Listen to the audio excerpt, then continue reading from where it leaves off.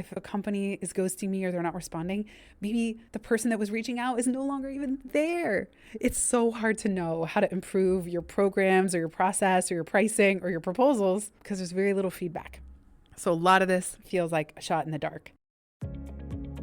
This is your time. How can we earn twice as much in half the time with joy and ease while serving the highest good? That is our guiding question here at the Free Time Cafe, your home for heart-based business. I'm your host, Jenny Blake. Join me for conversations with authors, friends, and fellow business owners as we explore ways to free your mind, time, and team to do your best work. Now, on to today's show.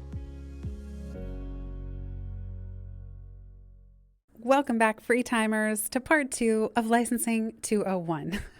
Now we're getting really intricate, but there was just so much to say on Al Dia's great set of follow-up questions to episode 140. Al helps MBA students and grads achieve their career goals. He's the host of the MBA Insider podcast and a fellow BFF. My usual caveat that I am not a licensing expert. I am not sharing the way, just what I've learned along the way. How the heck does this all work? How do you price? How do you negotiate? What kind of legal protection do you need? We're going to dig into all that in today's conversation. Before we do, one more friendly reminder that we have a very special workshop coming up in the BFF community. And I encourage you to join right now so that you can be part of it. Longtime friend-tour of mine, Pamela Slim, is going to be delivering a workshop just for the BFF community on certification and licensing. The workshop is going to be on May 11th at 1 p.m. Eastern. Even if you can't join at that time, if you're a part of BFF, you have access to all the recordings from any workshop we've done in recent months or in the history of the program, at least last several years. You also get access to a bonus private podcast feed where I release a bonus episode every single month. You get a community of friend tours of your own that you can give and receive feedback, brilliant sparter with. And I do a live Q&A call once a month. We have hot seats the following week. There's so much good stuff in here. Even if you just join for a couple months, I know that it will be well worth your while. And if you want to join for this Pamela Slim workshop on May 11th, or you're hearing this far into the future and it's already passed, join and you'll get the recording, because these can be very profitable business areas. And there's a lot of complexity to it. Pamela is going to be walking us through how to know if and when adding a certification to your business makes sense.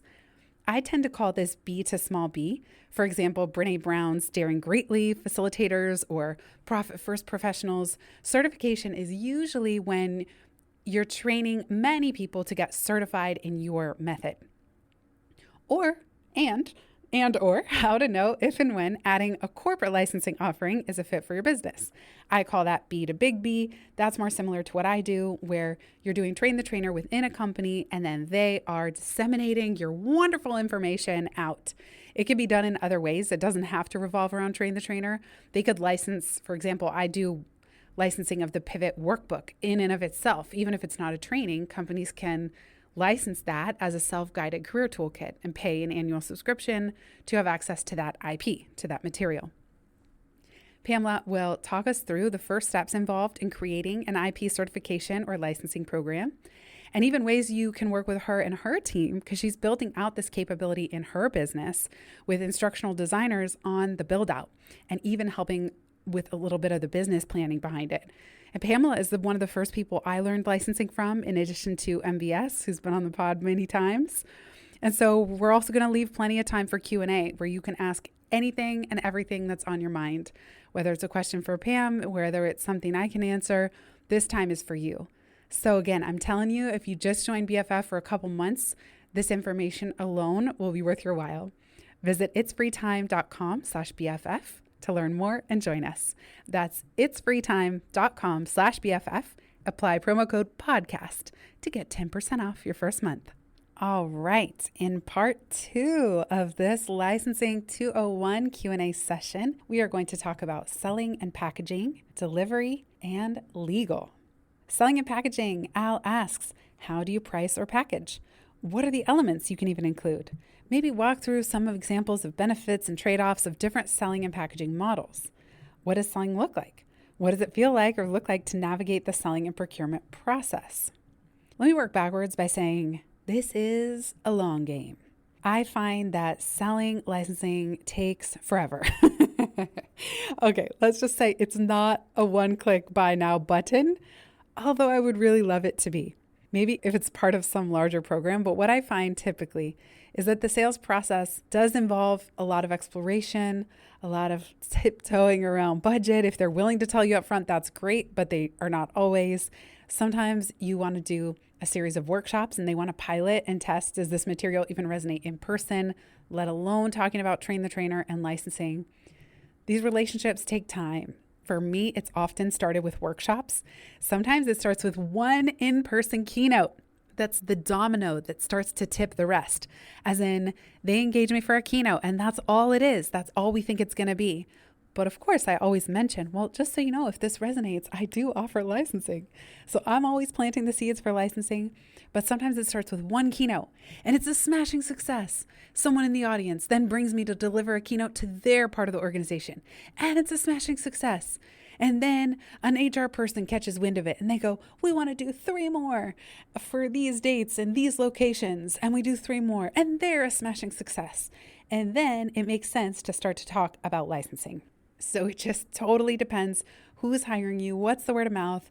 Again, a lot of this flowed so much more smoothly pre-pandemic when budgets were a-flowing and things could be done in person, and things have changed so much since then. On the other hand, things have changed so much in a good way. I mean, now we could leverage licensing more than ever because it is scalable and it can be global and it could be virtual. And it gives organizations so much flexibility about the material they teach, how they teach it, how they deliver it, and so on. So prepare for it to take a long time.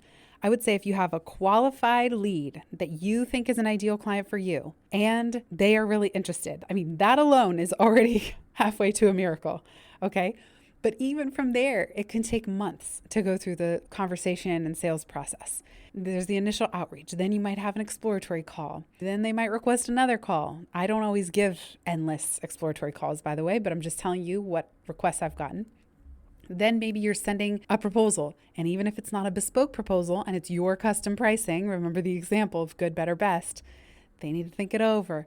Then they might have a meeting with their manager or a meeting with a decision-making committee, or it has to go all the way up to the decision makers at the topmost part of the organization. And then, oh, now let's negotiate on price. Oh, we don't have this much budget. Can you do this for that? And as Jeb Blount says in Inked, never give leverage away for free. So negotiation takes time. Then when there's even conceptual agreement on what you're going to deliver and for how much and at what recurring subscription or licensing fee, then you got to go through the whole legal song and dance. So now you are engaging an attorney. For me, my attorney is not full-time by any means. I bring them in when I have a contract like this, a big fish on the line. And you're going to go back and forth. They might send it to their legal department and the attorneys go back and forth, line by line by line. Ideally, you already have a standard licensing agreement in place that is the starting point. If not, you will need to invest some money up front to create something from scratch with an attorney. I work with Francine Love of Love Law Firm. Someone like her who has expertise in IP licensing will already have a base to start from. So it could be beneficial to reach out to someone that you know already does this with their clients. What you don't want is that the company just sends you their agreement from scratch, because that's not going to be favorable to you. It's going to be a lot of work. You may still have to sign an agreement that they generate, such as an NDA, but there's basically all kinds of legal stuff, goes on and on and on and on. Then let's say the magical, miraculous event happens where both parties have signed the licensing agreement. You're going to invoice. And sometimes companies have tried to tell me, oh, we have 120-day payment terms. It's like, are you joking? I'm not going to float your ginormous organization for the next 120 days. So I've gotten really strict about, I don't hand over anything until the money is in my bank account.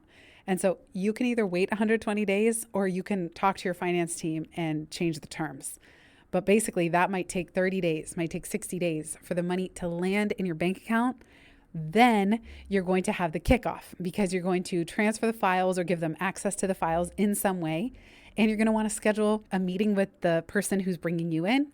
You probably will want to schedule a train the trainer. So, I mean, just imagine how long these things take. And that's in the best of times. That's if no weird things happen. That's if some crazy news event doesn't spook everybody. That's if the organization doesn't suddenly go through a reorg. So many organizations, as I joke in Pivot, that we were reorging more than we were orging. There's rarely an org there. You would be lucky if in the near year, if not 2 years, that all this at least has taken me. I never want to assume it's going to take this much for you. You're just lucky if it's even the same point person working with you from A to Z through this process. If their company goes through a reorg or a budget freeze comes down, or in the pandemic, some entire teams were getting furloughed, then there's no telling how long it could take.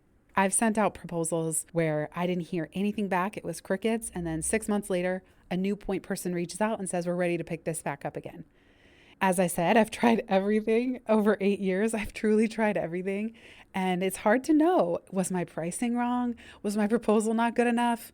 Did it have nothing to do with me? If a company is ghosting me or they're not responding, maybe the person that was reaching out is no longer even there.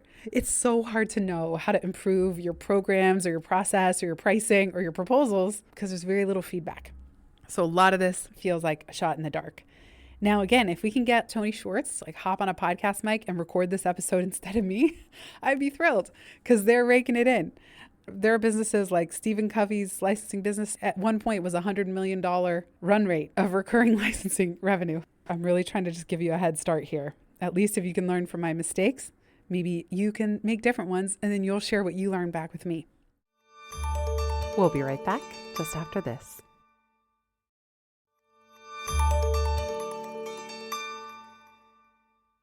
Al asked in part of this, how do you price or package? As shared more of this in episode 140, so I apologize for some of you if this is a repeat, but maybe that helps it sink in.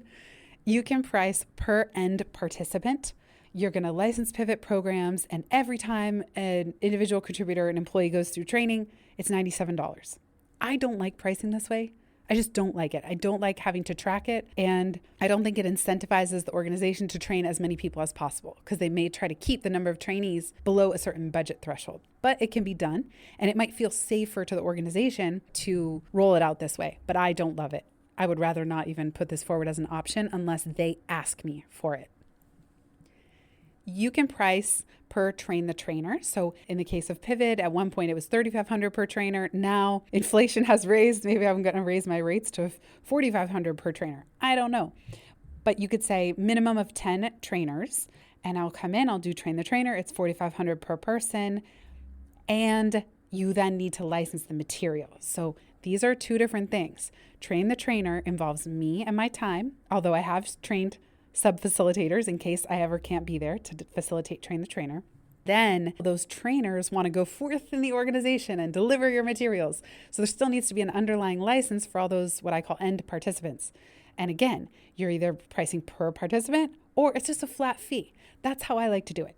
I'm going to charge you separately for train the trainer because that involves my time, minimum 10 people, and unlimited use. So I would rather charge ideally a 6-figure fee. In my dream world, it'd be $250K. But that's in a dream world. I don't know. I never know the size of the organization I'm working with, what's their market cap, how many people are being trained. It does depend a little bit on the variables involved. Like billing a 100,000 person organization for a flat fee is going to be different than a 10,000 person organization. But one way or another, I love the flat fee on an annual subscription because I encourage them to track participants, but it's not required in order for us to handle the billing because that just becomes a nightmare. So train the trainer is going to be separate and you can give a discount. You can say minimum 10 people, but anything over 20 in train the trainer will do a 5% discount off the top or 10% discount. Because yeah, that's great. You actually want to encourage more trainers in the room because that's more likely then that they can help that material spread far and wide in the organization. And it helps the organization get the most out of the underlying license. If you are licensing something like an assessment, I give the example of Jonathan Field's Sparketype assessment, MBTI, Colby, True Colors, whatever it is, you can charge per assessment. Some people in that model, the train the trainer is even free because the real money isn't in the trainers that you train, although you should. You might as well charge for that as well. The big money is each time somebody takes that assessment, it's $50. Sometimes there's even a reseller model built into this. Stay with me. Where, let's say I'm an independent consultant. I, Jenny Blake, get trained in StrengthScope. I get to buy that assessment bundle wholesale. So I can buy 10 at a time for $50 each, and I resell that to companies. And I say, I will facilitate this assessment for 10 of your employees for $100 per person. Do you see what I did there? I'm paying the assessment organization a wholesale rate that could be up to 50% off the sticker price of what the assessment company encourages consultants to charge to companies. Ideally, it's consistent because you don't want the company to say, wait a second, why do I have to pay you $100 per person who takes this assessment and debriefs it with you when this other person selling me the same assessment, it's only $75. So usually the assessment company will set standard pricing, but they're going to build in something for those independent consultants who would be essentially resellers of that assessment. Okay, we talked about unlimited use fee, that's for companies. And then if you're going to be doing the certification model, as Pamela Slim calls it, the per certified coach or per certified consultant, often that will be a one-time training fee or a join fee and annual renewal, because you are supporting this entire client base now of your certified coaches. So if you train 1,000 people in your method once, and they're going to go out and resell your method and sub-license it, to me, that's a big headache. But a lot of people do it, and a lot of people make a lot of money this way. I get too nervous about the brand dilution. And right now, I don't even have enough keynotes, let alone if 1,000 people were out delivering pivot keynotes. It would kind of take away from a joyful revenue stream for me. But if you go that way, you're essentially shifting your business model in some ways because, yeah, there is way more competition. But if you're Brene Brown, you don't even want to be doing keynotes. Maybe she does 5 a year. I don't know. I don't know her personally. But maybe she only does 5 a year or 10 a year. But the demand is so big because she has a Netflix show and an HBO show and these best-selling books that having 1,000 or even 10,000 daring greatly facilitators works out. And then it's a ginormous revenue stream. You don't want to just have them pay once a training fee because you are supporting them. They are part of your community now. These are part of your best advocates. You got to support them. You need to assign a team member or 2 or 5 to help manage this community, moderate a private forum if there is one, send them updated materials if there are some, answer their questions, help them get clients in their local market areas. It's a lot of work.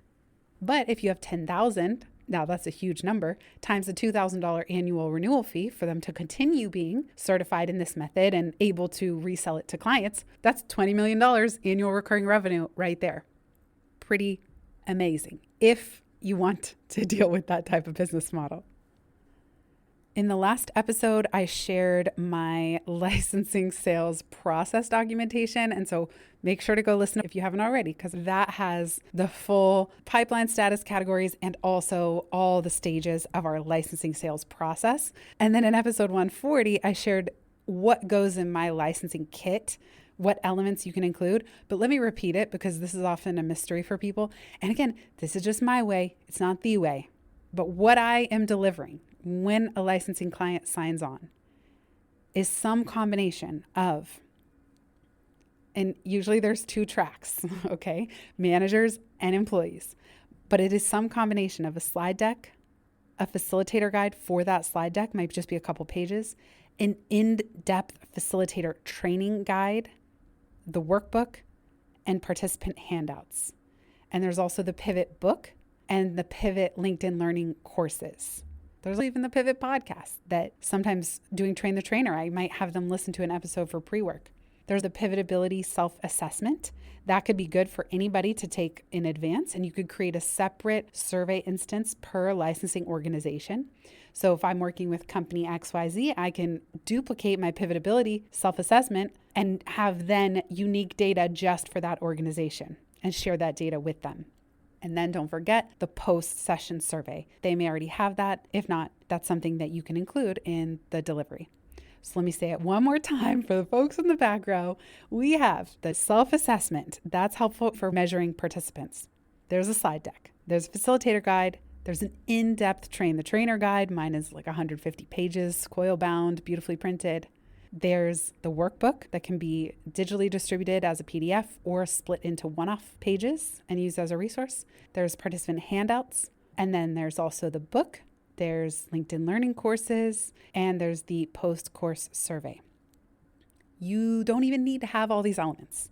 These are just the different ingredients and elements that you can include. That was Al's question. What could you include?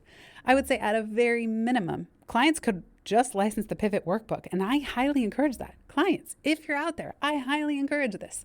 It's really beautiful. It's well done. It goes with the book. It goes with the LinkedIn Learning courses.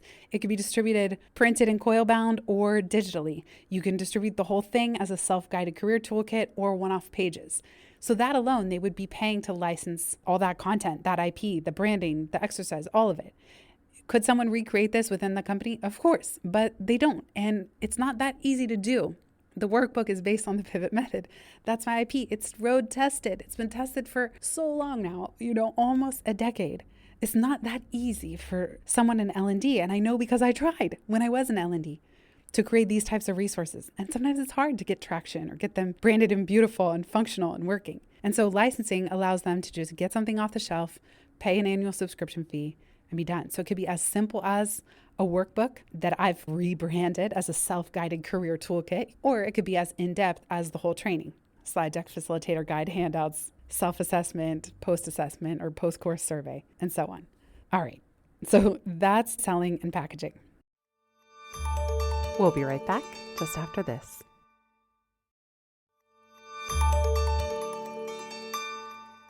Number 4, delivery. How do you manage delivery? Al asks. What are the nuts and bolts and moving pieces?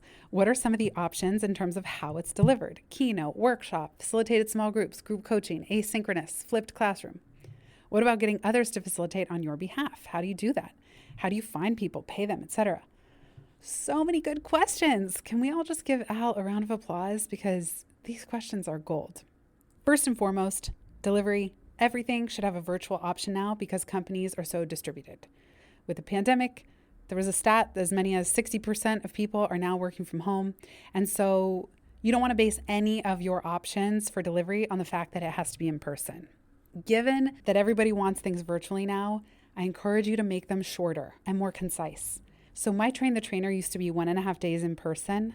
Now I would suggest if we did it virtually that day 1 is 5 hours with a 1-hour lunch break, and day 2 is 3 hours with a 15-minute break in the middle. You can't teach that much in that amount of time, by the way. So this is where you start to let go of being a perfectionist about your material, because of that Train the Trainer, probably a very small fraction of each of the 2 days. Day 1 is for teaching Pivot to employees. Day 2 is the manager career conversation layer. Only an hour each day is delivery of me actually teaching how to teach the material. It's very meta. And then the rest is discussion and practice. You just can't include that much. The key thing about licensing that I've said in previous episodes is do not throw the kitchen sink at it. That's not actually what organizations want, and you're not going to be setting people up for success. When it comes to delivery, less is more. Let me focus on Train the Trainer, because whether you're doing a certification or a Train the Trainer within a company, it will follow a similar arc. You're going to recruit the training group. Who are you training? Is it 10 people? Is it 100 people? You're probably going to want to assign them some pre-work. In my case, I would say, please read Pivot in advance.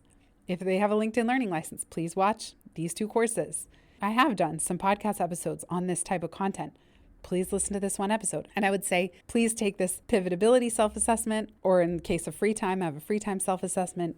I might even create, which I have done in the past, a specific Train the Trainer pre-course survey where I'm asking them to think about what are some of the biggest pivot points in your career?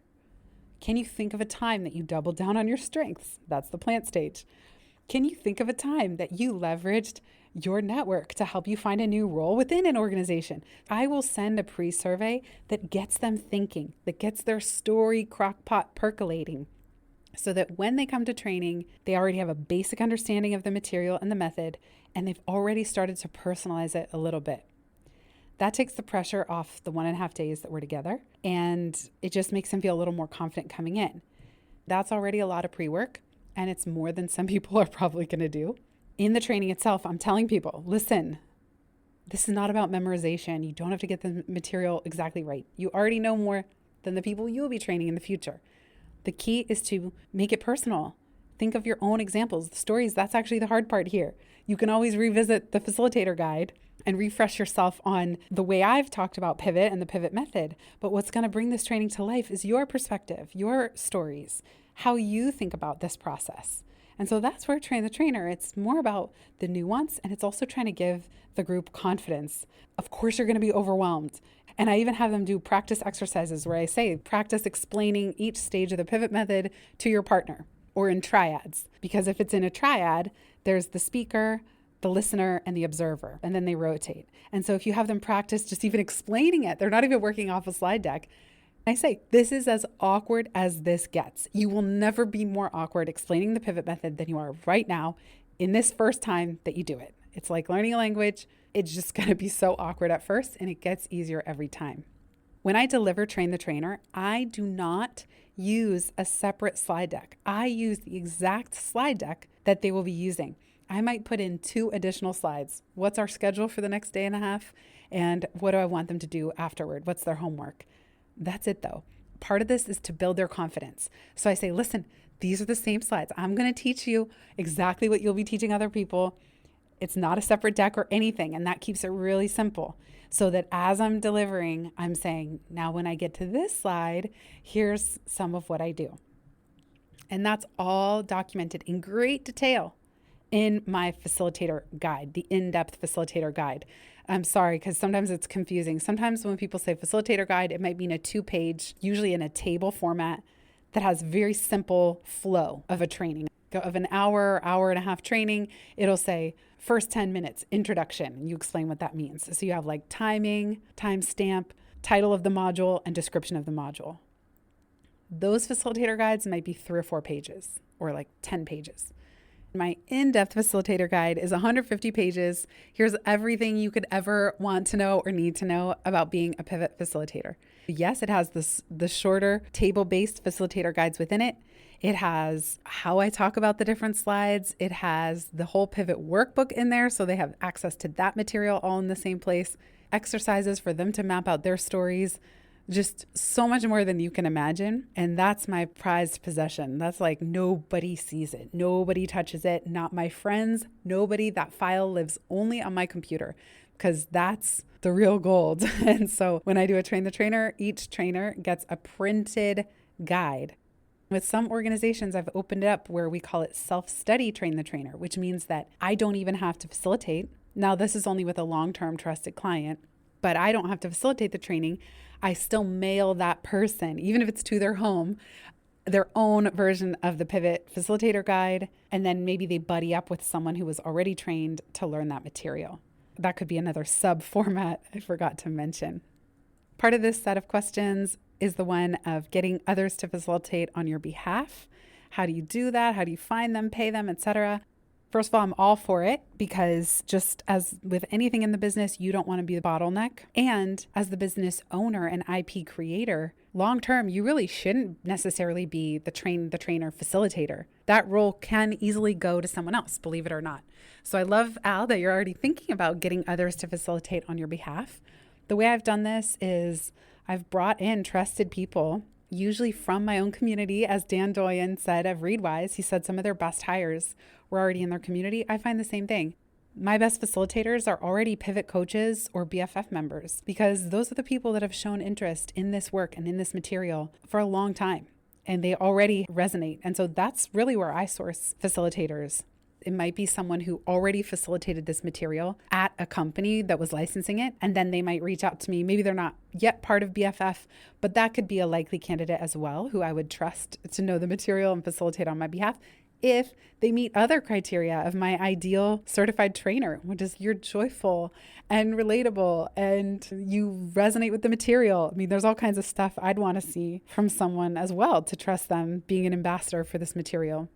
But the best comes from within my own network, within people who've already demonstrated interest in my material, in the books. You also want to look for people who are already skilled facilitators. That is so crucial. You don't want to teach someone how to facilitate from scratch. No. You really want to make sure you're already sourcing people who are already comfortable being up in front of a room. They already have facilitation experience. They have career experience. And now the layer that they love your material.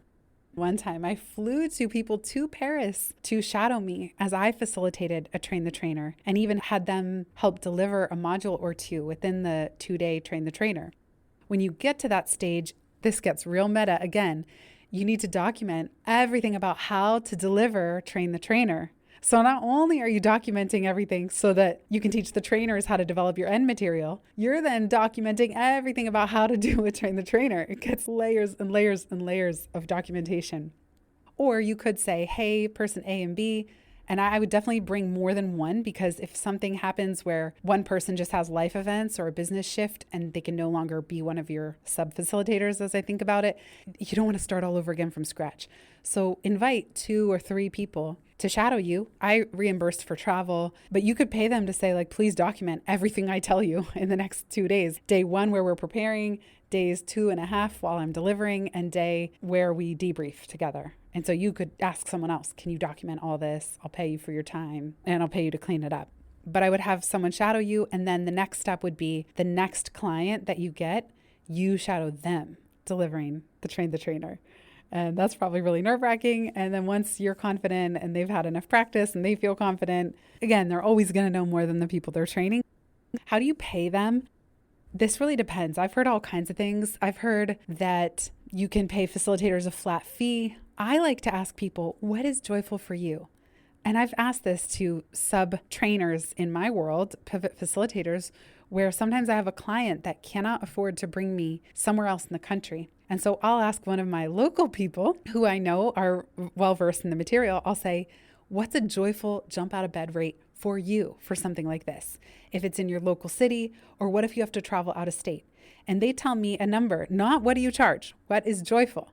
And sometimes I'll even add to that joyful rate and I'll upcharge myself because I want them springing out of bed. I want them elated if they're going to get on a plane and travel. Now, those numbers won't always match up. Maybe someone tells me, oh, my joyful rate's $2,500. And I know that I'm going to charge the client $10,000. Well, I might pay them $3,500. So now they're ecstatic. I still have enough to account for taxes and team overhead and the fact that I'm bringing this client in the first place. Some people I know split 50-50. Honestly, with what I know now, I think that's it's a little generous, but it would have to be a superstar. The reason I say it's a little generous, these costs add up. They really do. By the time you take out taxes and the fees and your time for marketing and managing the invoicing and contract process with the client, it takes a lot. So I don't think 50-50 is quite it for facilitation unless you're working with a superstar. And you're like, whatever it takes, I'll split the revenue 50-50. Like, will you say yes? Will you fly anywhere and do this with me or for me? If it's not someone you know, there might also be marketplaces of local facilitators. So you could do some kind of pilot or test run or virtual training just to vet people. I've never done that, so I won't speak too much on that. But in general, I think you want to find good people, pay them well, especially for their rates, and then make sure you have enough that goes back to the business, because this is part of a much bigger picture of how much effort and overhead that it takes to create this whole business engine in the first place. And sometimes if you ask people, what's your joyful rate? And they say, it's 25 grand. I mean, that just might not work as a sub-facilitator if you're thinking, well, I charge 25 grand, maybe then the only reason you would do it is to do the client a favor so that they have coverage because it's a specific date and you're already booked. And then in that case, it's not really a subcontractor relationship. It's more of a straight up referral at that point, less of a contracted facilitator to deliver your IP. We'll be right back just after this.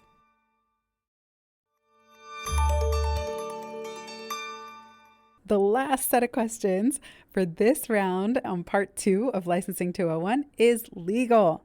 How do you protect your IP? Now, of course, with the caveat that I'm not an attorney and this is not legal advice, and you should definitely have an attorney on your bench, your roster of extended network of contractors. Again, shout out to Francine Love, who's wonderful. She runs Love Law Firm. I just love the name, resonates with heart-based business. And she's been so great helping me with this kind of stuff. I laughed this morning as I was preparing for this episode. I heard Kara Swisher on the Pivot podcast, the other one. I'm the OG 2015. Theirs was launched in 2018, but I digress. Theirs is obviously way more popular. She said the line, some people say Disney is a law firm that runs a theme park. And that made me laugh because we know Disney's involved in all kinds of licensing for their creations, whether it's Little Mermaid or Cinderella or Beauty and the Beast, to create products and all kinds of things that they sell. I just laughed at this line. Disney is a law firm that runs a theme park. Bottom line, if you're licensing, you must engage an attorney. It will be worth it because the contract size is ideally 6 figures or more. It's worth it, and you need to have an attorney on your side. You need to be sure that your IP is safe, that it's clear how the IP gets delivered, that it'll be clear what happens to the IP when that relationship ends. It is just so important. And you need to price your minimums accordingly. So this is part of the reason I won't take a licensing client for less than $50K, because the legal process alone can eat up thousands of dollars just going back and forth with their legal team, not to mention the energy and effort involved from all team members, not just me, the owner, but a project manager, an attorney. It's just, there's so much involved. You want to price accordingly. Ideally, you have a standard licensing contract that someone like Francine helps create. And then, of course, you're going to go back and forth between your two legal teams. I mentioned they might have you sign an NDA, or they might have their own super long document. But you want to be really careful and watch out for what part of your IP is protected, what parts can they modify, if any. Do they need to ask you for approval in writing to modify? How is the pricing going to work? How's the delivery going to work? How's the measurement going to work? Are they obligated to report to you how many people are going through? And if so, at what interval, if it's per participant pricing? You want to talk about, are you allowed to say that they're a client? I've had so many corporate clients say, no, I can't say publicly or post on my website or use their logo anywhere. As small businesses, we need to be able to say who we're working with. And I've been incredibly private over many years for many clients where I've signed some kind of NDA where I'm just not even allowed to say who I work with. And it makes the sales process really hard because, yeah, it could go much easier if I was able to say certain things publicly. So they'll have their own quirks and quirky agreements. And then I've had clients try to say that if they don't use the full extent of the licensing, they can get a refund. And there's no way I'm refunding a cent, a penny of licensing that is prepaid. It's use it or lose it, use it or not. It's not my responsibility that you use it properly and to the fullest extent of your satisfaction. Sorry, that's just not the deal. So you just want to be careful. I've had teams try to sneak stuff like that in where it was getting added to a DocuSign after legal had already approved a marked up back and forth Word document, like really sneaky things. So you have to have an attorney if you're going to be doing this kind of stuff. And it's really important. And again, ideally, you already have a standard base contract where you've thought a lot of this through.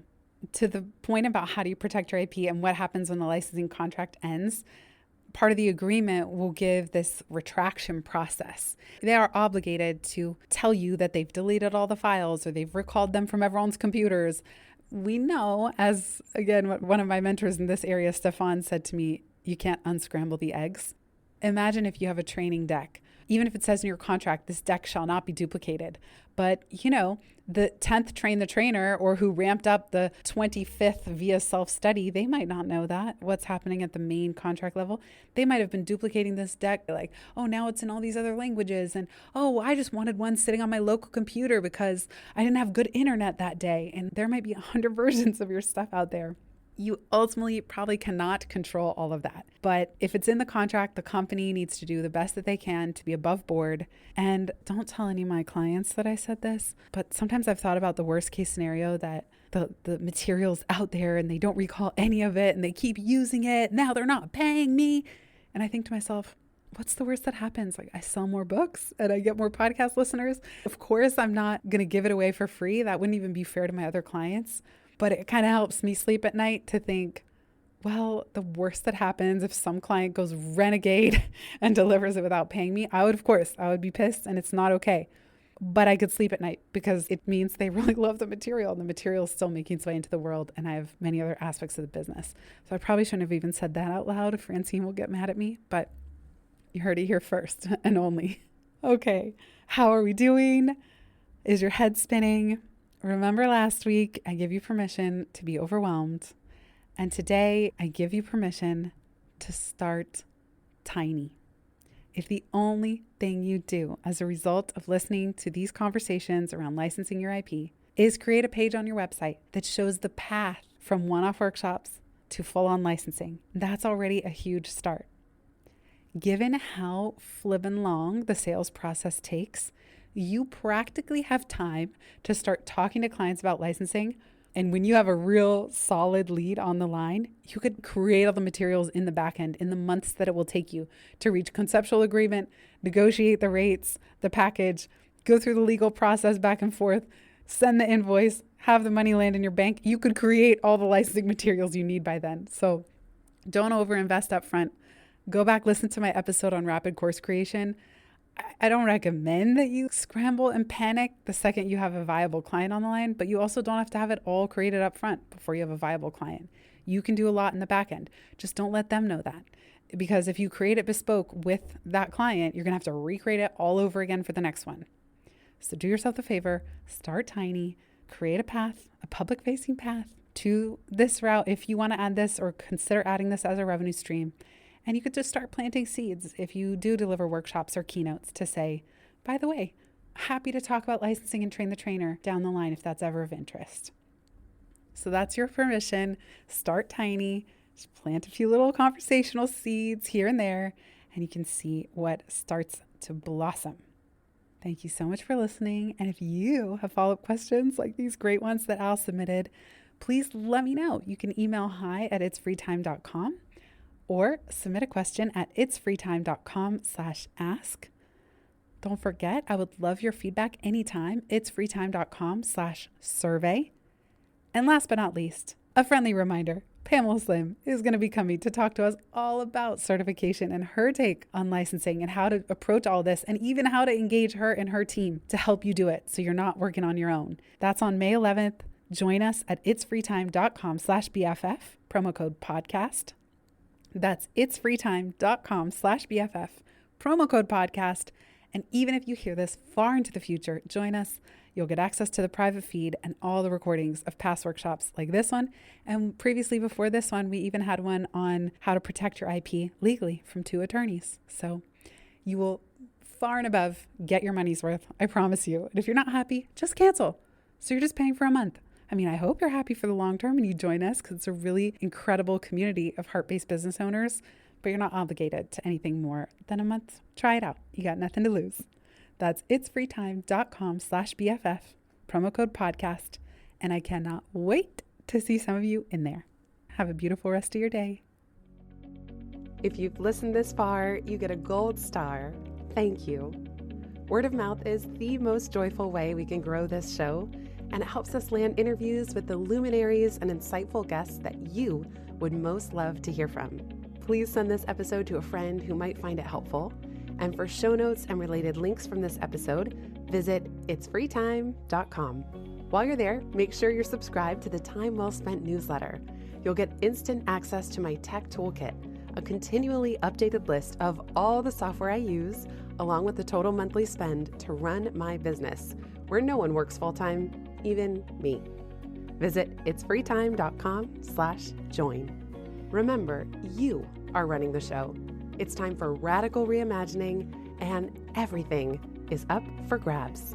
Let it be easy, let it be fun, and build with love.